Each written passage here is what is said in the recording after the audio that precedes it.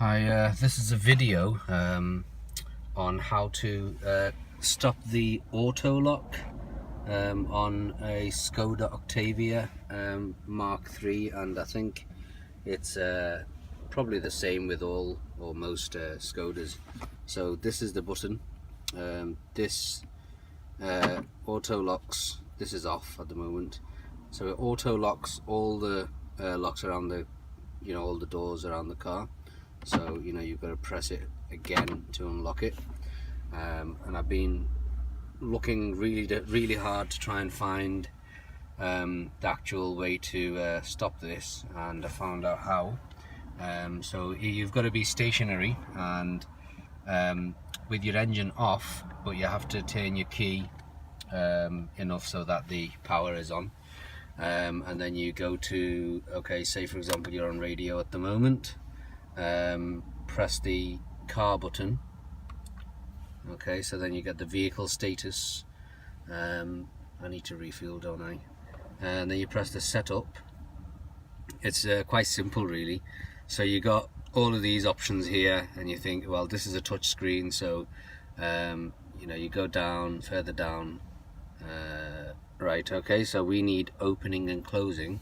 Press that, and then you have more options: window operation, door unlocking. Right, this is the one, automatic locking. So you click on that and that will turn it off. Door unlocking. The door unlocking feature is, when you press the key once to unlock the door, it just unlocks the driver's side. If you've got family and you want to just press it once and it unlocks the whole car, then you can press that, or you can just do your single door. So I've left it on all doors because if I have a family.